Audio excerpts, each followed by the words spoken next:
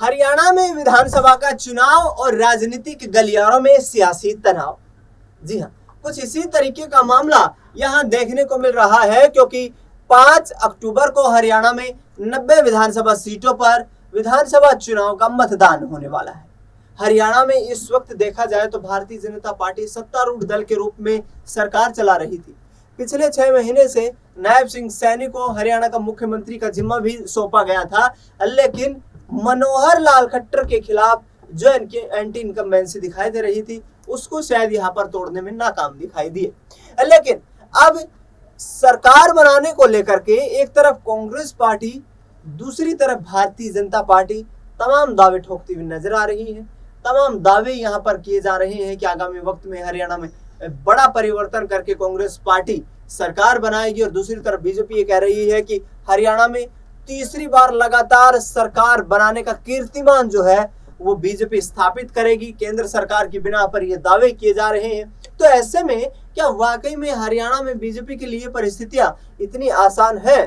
क्योंकि 10 सालों की सरकार के बाद अक्सर देखा जाता है कि जबरदस्त एंटी इनकम्बेंसी बन जाती है प्रदेश की राजनीति में, और वही परिस्थितियां इस वक्त दिखाई दे रही है। दर्शकों, आगे आने वाले वक्त की राजनीति को साधने के लिए पुरजोर कोशिशें यहाँ पर तमाम राजनीतिक दलों की तरफ से की जा रही हैं।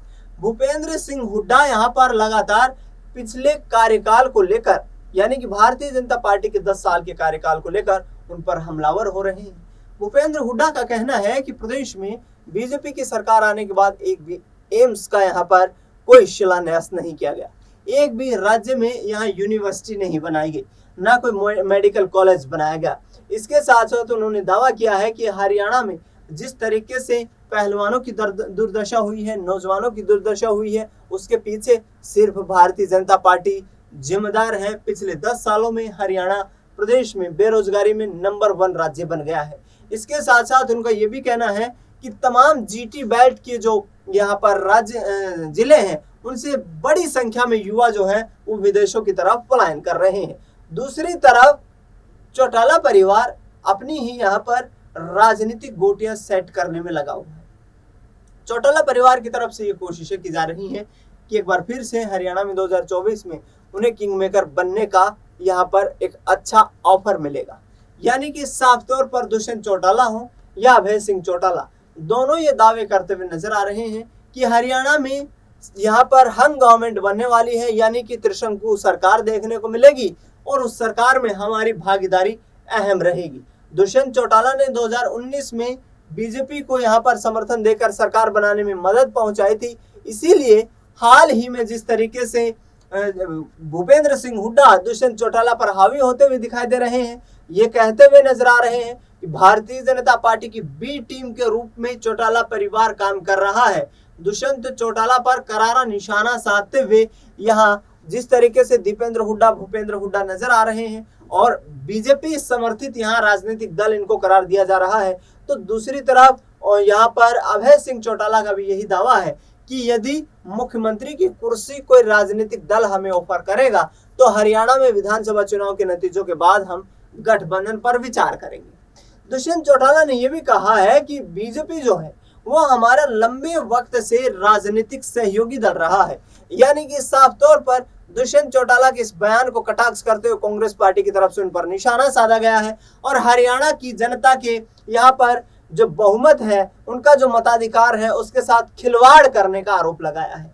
लेकिन जिस तरीके से परिवार की एकजुटता होती हुई रणजीत सिंह चौटाला के नामांकन में दिखाई दी, रणजीत चौटाला ने जिस वक्त नामांकन दाखिल किया उस दौरान आदित्य सिंह चौटाला, ओम प्रकाश चौटाला और दिग्विजय चौटाला की मौजूदगी ने यह दर्शा दिया कि चौटाला परिवार बेशक यहाँ पर राजनीतिक रूप से एक दूसरे का विरोधी दिखाई दे रहा है, लेकिन पारिवारिक रिश्ते आज भी उतने मधुर हैं जितने कि कुछ सालों पहले हुआ करते थे। यानी कि वर्ष 2019 में जिस वक्त जननायक जनता पार्टी का गठन अजय सिंह चौटाला और उनके बेटे दुष्यंत चौटाला ने किया था, उस दौरान दोनों परिवारों के बीच बड़ी राजनीतिक लड़ाई देखने को मिली थी। लिहाजा दुष्यंत चौटाला ने वक्त की नजाकत को समझते हुए भारतीय जनता पार्टी के साथ गठबंधन करने का यहाँ पर फैसला कर लिया था।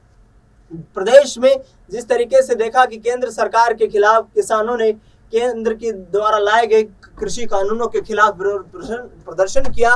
उस विरोध प्रदर्शन के बाद यहाँ पर दुष्यंत चौटाला से बार बार इस्तीफे की मांग की गई। दुष्यंत चौटाला कहीं ना कहीं बीजेपी को समर्थन देते हुए नजर आए और खुले मन से कहते हुए नजर आ रहे हैं कि हमारी सरकार उस वक्त गिर सकती थी। इसका मतलब साफ तौर पर यह है कि दुष्यंत चौटाला को उस वक्त अपने विधायकों के टूटने का डर सता रहा था। उन्होंने साफ तौर पर यह कहा है कि जिस तरीके का मामला दिखाई दे रहा है उससे यह प्रतीत होता है कि आने वाले वक्त में हम मजबूती के साथ यहाँ पर अपने दल को आगे बढ़ाते हुए अपनी पार्टी को मजबूत करते हुए नजर आएंगे। और उन्होंने कहा कि मेरी जिम्मेदारी प्रदेश में 2024 के विधानसभा चुनाव तक वृद्धावस्था पेंशन को 5100 रुपए करने की यहाँ पर कोशिश थी। इसी चक्कर में वह बीजेपी के साथ सरकार में डटे हुए थे। दुष्यंत चौटाला अपनी पार्टी का जबरदस्त तरीके से बचाव करते हुए नजर आ रहे हैं। उनकी तरफ से साफ तौर पर कहा जा रहा है कि जेजेपी के मैनिफेस्टो में 2019 के विधानसभा चुनाव में हमने यह वादा किया था कि प्रदेश के लिए रोजगार में युवाओं की 75% रोजगार की यहाँ पर सुनिश्चितता की जाएगी।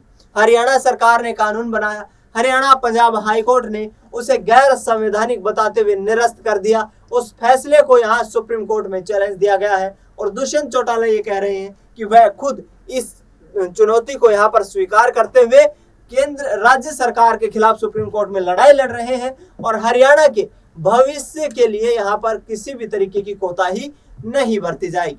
दुष्यंत चौटाला का यह भी कहना है कि प्रदेश में जहां महज 4 फसलें एमएसपी पर खरीदी जाती थी, सरकार बनने के बाद हमने 14 फसलें एमएसपी पर खरीदने का प्रावधान बनाया। 4.5 साल तक वो सरकार में रहने का दावा करते हुए ये कहते हुए नजर आते हैं कि हमने सरकार में रहते हुए महज 2 दिन के अंदर यानी कि 48 घंटों में एमएसपी पर किसानों की फसल को खरीद करके उनका पैसा सीधे उनके खातों में पहुंचाया। यानी कि अपनी पीठ थपथपाते हुए दुष्यंत चौटाला नजर आ रहे हैं।